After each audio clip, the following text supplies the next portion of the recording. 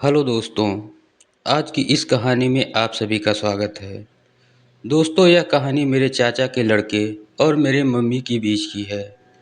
हुआ यूँ कि उन दिनों मेरी और मेरे चाचा के लड़के की और मेरी मम्मी की एक दूसरे के साथ बहुत ही अच्छी बनने लगी थी। हम एक दूसरे को सारी बातें शेयर करते थे और एक दूसरे से बिल्कुल भी नहीं शर्माते थे। हमारे मन में जो भी कुछ था वह हम सीधा बिना किसी हिचकिचाहट के एक दूसरे को कह देते थे। एक दिन ऐसा हुआ कि मेरी आंखें फटी की फटी रह गई। मैं ऑफिस में गया हुआ था और ऑफिस में मेरा बिल्कुल भी मन नहीं लग रहा था। तो मैंने सोचा कि चलो आज जल्दी घर चलते हैं। तो मैं ऑफिस से बहुत ही जल्दी घर आ गया। घर आकर मैंने देखा कि मेरे चाचा की लड़के की गाड़ी हमारे घर के बाहर खड़ी हुई है। जब मैं घर के अंदर गया तो मैंने देखा कि मेरे चाचा का लड़का और मेरी मम्मी अंदर कमरे में थे और आगे तो आप समझ ही सकते हैं। तो दोस्तों, चलिए इस कहानी को शुरू करते हैं। दोस्तों, मेरा नाम अशोक है और मैं हाथरस का रहने वाला हूँ। मेरी उम्र 20 साल है और मेरी मम्मी की उम्र अभी 27 साल की है और उनका नाम इंदु है। मेरे पापा गांव में दुकान चलाते थे और मेरे पापा का नाम अजय था। मेरे पापा का कैंसर हो गया था और इस बीमारी से वह लड़ते लड़ते अभी कुछ दिन पहले ही उनकी मृत्यु हो गई है। हमारा सारा पैसा पापा के कैंसर के इलाज में चला गया, क्योंकि आप तो जानते ही हैं कि आजकल हॉस्पिटल में कितना खर्च होता है। हमारे पास अब कुछ भी नहीं बचा था। मेरी पढ़ाई और घर चलाने के लिए मेरी माँ इंदु मेरे बड़े ताऊ संजय के घर में काम करने लगी। संजय ताऊ शहर में रहते हैं तो हम दोनों उनके घर में ही रहने लगे थे। जब हम दोनों शहर में ताऊ के घर जाकर रहने लगे तो मेरी ताई को यह बात पसंद नहीं आई और वह मेरी माँ से घर का सारा काम करवाती थी। संजय ताऊ का लड़का मुझसे बड़ा है और मेरे चचेरे भाई का नाम करण है। वह अभी कॉलेज में पढ़ता है और वह रोज अपने कॉलेज के लिए जाता है और मैं भी इसी कॉलेज में पढ़ने जाता था। एक बार मैंने घर आकर देखा तो मेरा चचेरा भाई करण मेरी मम्मी को बड़े ध्यान से देख रहा था।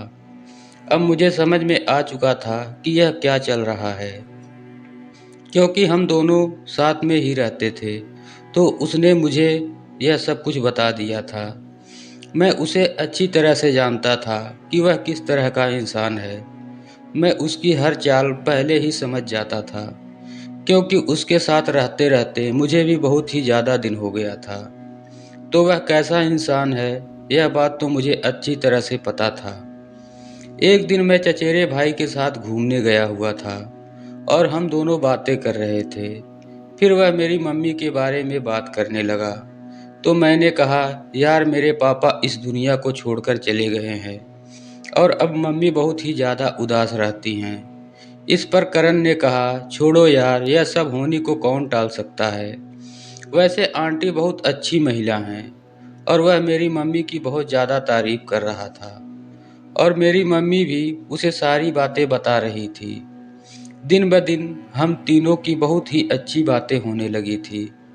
अब हम एक दूसरे से बिल्कुल भी नहीं शर्माते थे और जो कुछ भी हमारे मन में आता था वह हम सीधा कह देते थे।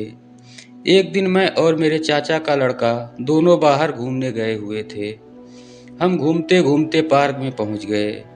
वहां जाकर वह मुझे बताने लगा कि मुझे शादी करनी है और अब मुझे पत्नी के साथ रहने का बहुत मन कर रहा है। और वह तो मुझे यहाँ तक भी कह रहा था कि अगर कोई मेरी आज शादी करा दे तो मैं अभी कर लूँ, क्योंकि अब मुझसे बिल्कुल भी रहा नहीं जा रहा है। अगर घर वालों ने मेरी शादी नहीं करवाई तो मैं कुछ गलत कर दूंगा। उसकी यह सारी बातें सुनकर मैं उसे समझा रहा था कि देख यार, ऐसे मत सोच, टाइम के हिसाब से सब कुछ हो जाएगा। अगर तूने टाइम से पहले सब कुछ करने का सोचा तो तू गलत रास्ते पर चला जाएगा और तू अपने दिमाग से ऐसी बातें निकाल दे। लेकिन दोस्तों, आपको तो पता है, ऐसे इंसान को कितना भी समझा लो वह किसी की नहीं सुनता है। वह तो सिर्फ अपने मन की ही करता है। उस दिन हम दोनों ने एक दूसरे को काफ़ी सारे बातें बताईं। उसके मुंह से तो मैं ऐसी ऐसी बातें सुनी थी जिन्हें मैं सपने में भी नहीं सोच सकता था। उसने मुझे अपनी मन की बहुत सारी बातें बता दी थी। उसकी यह सारी बातें सुनकर मैं समझ चुका था कि वह कैसा इंसान है। यही सब बात करते करते हम दोनों भाई घर आ गए। अब हम दोनों ने प्लानिंग भी कर लिया था। एक दिन की बात है, जब करण कहीं से आ रहा था, तभी फर्श पर पानी लगे होने के कारण उसका पैर फिसल गया और वह गिर गया। उसके गिरने की आवाज़ सुनकर पहले मेरी मम्मी पहुंची और बाद में वहां ताई भी आ गई। ताई ने माँ को बहुत डांटा और कहा, मेरे बेटे को चोट लग गई, अब तू ही इसकी सेवा कर। और माँ ने वैसा ही किया। शाम को ताऊ बाहर जा रहे थे। वह दोनों 2 दिन के लिए कहीं शादी में जा रहे थे। तो हुआ यूं कि ताऊ और ताई दोनों लोग अपनी कार में शादी के लिए जा रहे थे और उनकी सड़क दुर्घटना में एक्सीडेंट हो गया। और उनके घर में से निकलने के 1 घंटे बाद यह सूचना हमें मिली। और जब मैं और मेरा चचेरा भाई सिटी हॉस्पिटल पहुंचे तो हमने देखा ताऊ और ताई दोनों दुनिया को छोड़ चुके थे। यह सब देखकर हम एकदम उदास हो गए और उन दोनों को घर ले गए। फिर रिश्तेदार आए और हम लोगों ने मिलकर ताऊ और ताऊ का अंतिम दाह संस्कार कर दिया। इस घटना को हुए लगभग 4 महीने हो गया था। अब ताऊ जी का बड़ा बिजनेस करण संभालता था और छोटा बिजनेस को मैं देखता था। पहले तो हमारे पास कुछ नहीं था और मेरी मम्मी भी नौकरानी का ही काम करती थी। लेकिन अब मुझे जॉब मिल गई थी तो अब मेरी मम्मी भी काफ़ी खुश रहने लगी थी, क्योंकि जब तक ताई घर में रहती थी तब तक मम्मी को नौकर बनाकर ही रखती थी और उनसे दिन भर काम करवाती थी, जबकि वह घर की मालकिन बन चुकी थी। एक दिन की बात है, जब मैं अपने ऑफिस के लिए तैयार हो रहा था, तभी मैंने देखा कि करण कहीं दिखाई नहीं दे रहा था। तो मैंने मम्मी से पूछा, माँ करण भैया कहाँ हैं? आज ऑफिस नहीं जाएंगे क्या? तो मेरी मम्मी ने कहा कि आज उसका सर दर्द कर रहा है, वह आज नहीं जाएगा। तुम जाओ और आज उसका काम भी संभाल लेना। फिर मैंने कहा ठीक है, उसको कह देना कि दवा ले लेगा, मैं सब देख लूँगा। और इतना कहकर मैंने नाश्ता किया और अपने ऑफिस के लिए निकल पड़ा। जब मैं ऑफिस पहुंचा तो मैंने देखा कि मैं तो अपने इम्पोर्टेंट फाइल घर पर ही भूल गया हूं। अब उस फाइल के बिना कोई काम भी नहीं हो सकता था। फिर मैंने अपने एक स्टाफ को बुलाया और कहा कि तब तक तुम लोग कुछ काम करो, मैं अभी आ रहा हूँ। फिर मैंने अपनी कार निकाली और वहाँ से घर की तरफ जाने लगा। जब मैं रास्ते में गया तो मैंने देखा कि करण मम्मी के साथ मार्केट में घूम रहा था। मुझे कुछ समझ नहीं आया कि अभी तो कुछ देर पहले इसका सर दर्द कर रहा था और अब यह मम्मी के साथ मार्केट घूम रहा है।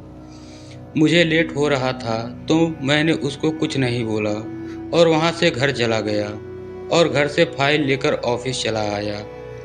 फिर भी पता नहीं क्यों आज ऑफिस में मेरा मन नहीं लग रहा था। फिर मेरे स्टाफ के कुछ लोग इकट्ठा होकर आए और मुझे कहने लगे कि सर आज सैटरडे है तो हमें जल्दी घर जाना है, कृपया करके आज आप हमें जल्दी छुट्टी दे दें। तो मैं भी उनकी बात मान गया, क्योंकि काफ़ी दिन हो गए थे जल्दी छुट्टी किए। इसलिए मैं भी ऑफिस बंद करके जल्दी ही घर के लिए निकल गया। और जब मैं घर पहुंचा तो अंदर का नज़ारा देखकर दंग रह गया। जब मैं मेरी गाड़ी खड़ी करने गया तो मैंने देखा कि मेरे चचेरे भाई की गाड़ी भी वहीं खड़ी थी। तो मुझे समझ आ गया था कि मेरे भाई और मेरे मम्मी मार्केट घूमकर आ चुके हैं। फिर मैं अंदर गया तो मैंने देखा कि वह सब काम छोड़कर क्रिकेट खेल रहे हैं। जब उन्होंने मुझे देखा तो एकदम से घबरा गए। मेरी मम्मी मेरे पास आई और कहने लगी कि बेटा तेरे पापा को गए बहुत दिन हो गए थे, मुझे उनकी बहुत याद आ रही थी, लेकिन मैं तुमसे वादा करती हूँ कि आज के बाद तुम्हें शिकायत का मौका नहीं दूंगी। और मैंने भी यह बात बुरा सपना समझकर भुला दिया, क्योंकि दोस्तों मैं कुछ भी नहीं कर सकता था। उस दिन के बाद से सब कुछ पहले की तरह नॉर्मल चलने लगा। अब हमारी ज़िंदगी काफ़ी अच्छे से चलने लगी थी और हमें किसी भी चीज़ की कमी नहीं होती थी। तो दोस्तों, वीडियो अच्छी लगी हो तो चैनल को सब्सक्राइब ज़रूर कर दें। मिलते हैं अगली वीडियो में, तब तक के लिए लव यू।